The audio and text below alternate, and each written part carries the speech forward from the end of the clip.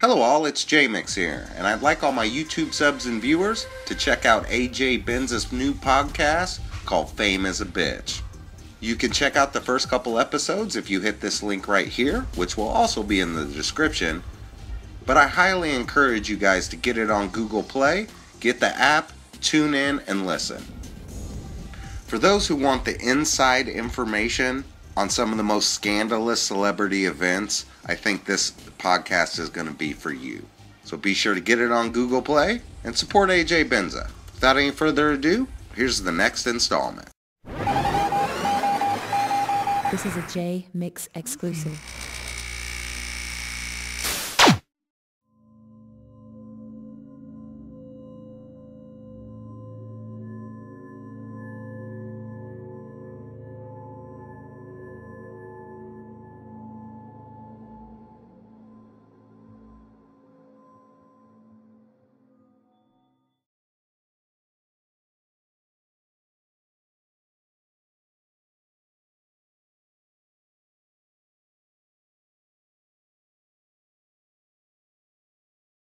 I know Tupac told me early on that the way he acted with the Oakland dudes wasn't good enough for them. It wasn't good enough for the Bay Area bad guys. You know, they wanted him to be better and tougher, and he didn't want to do that. He didn't feel that he had to do it. Matter of fact, I told you earlier, he didn't like to. If there was a fight, he would ball up and protect himself. He didn't like to be the guy that lashed out and struck first, even though he said that, and all the audio clips of him are being like so loud and vicious, and not who he was really deep down. It isn't. He'd rather huddle up and take the shots, and then try to reason with people afterward. I know that's drastically different than how he's portrayed, but that's really the Tupac I knew. Peace-loving, gang violence. That's not going to get us anywhere. Got to love each other. And if you really look at some of the best songs and raps he wrote, the common theme is love and understanding.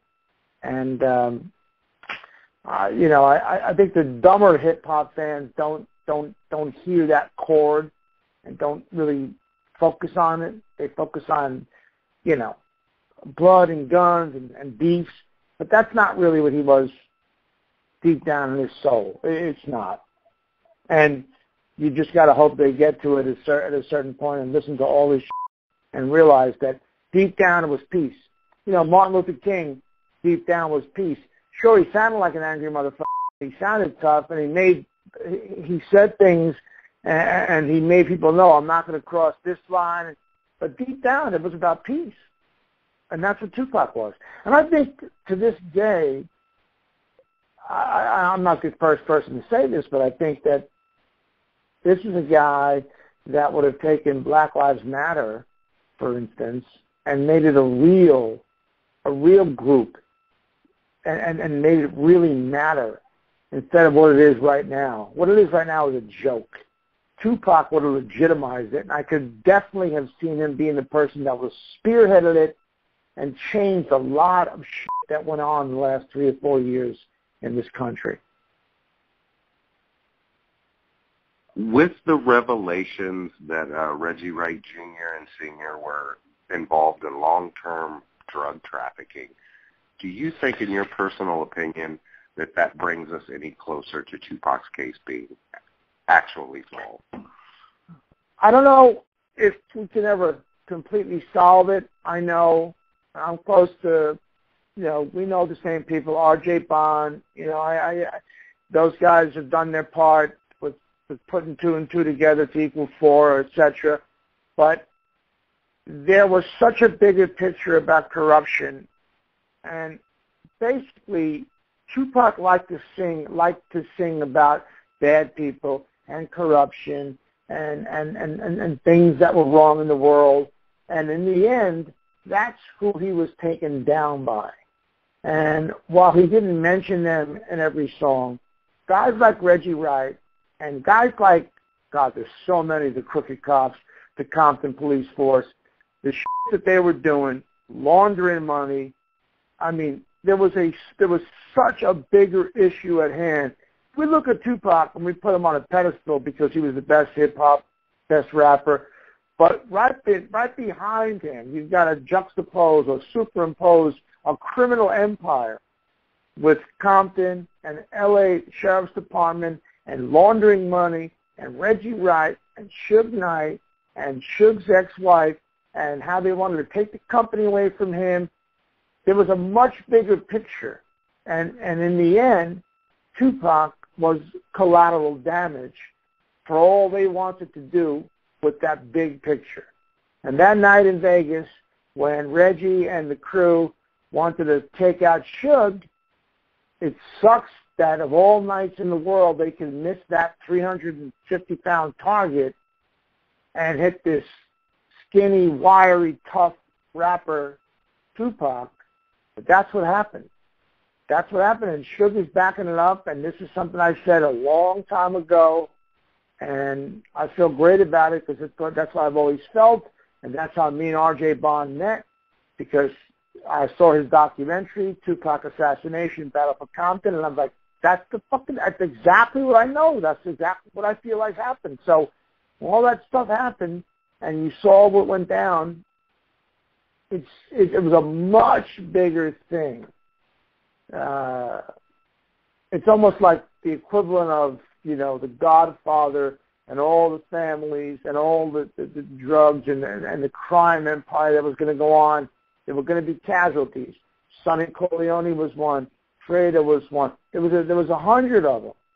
Each and every single one of them was a superstar, but they were just casualties in a much bigger empire behind them. And that's what Tupac was. That's what I need. I have a question about Donald Trump, and I don't know if you're comfortable talking about it. Go ahead, ask it.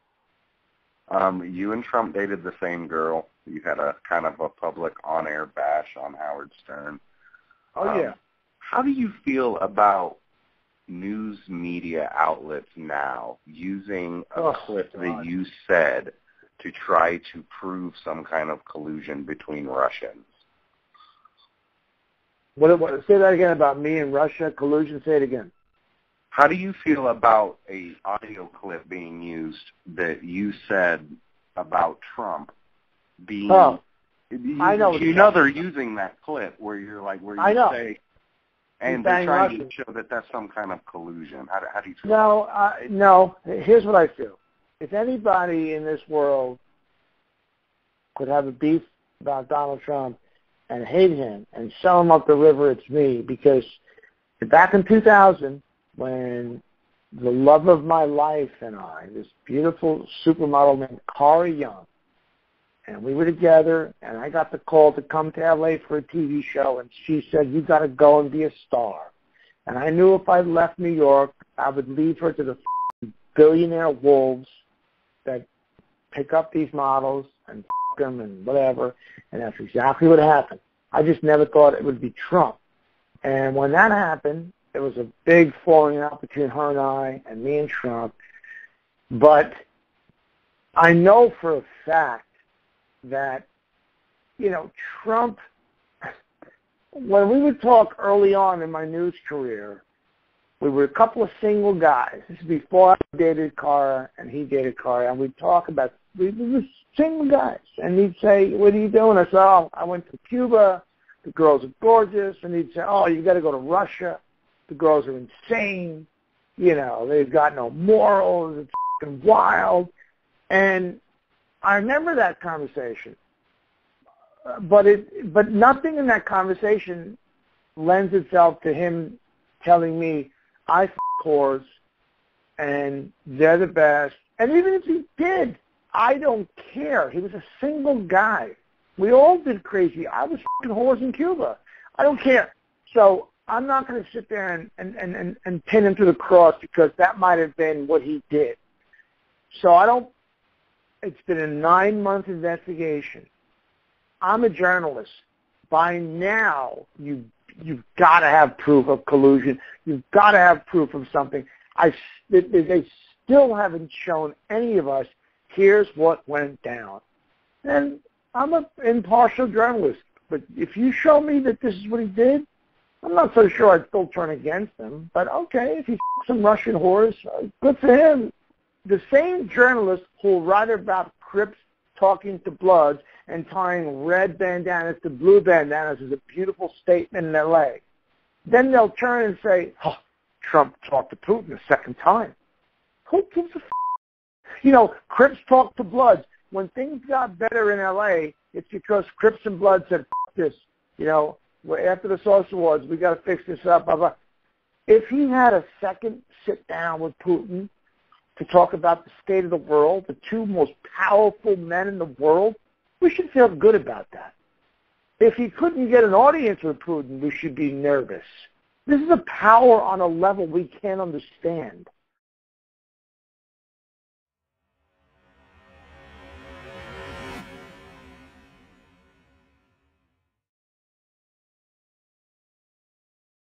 This is a Jmix exclusive.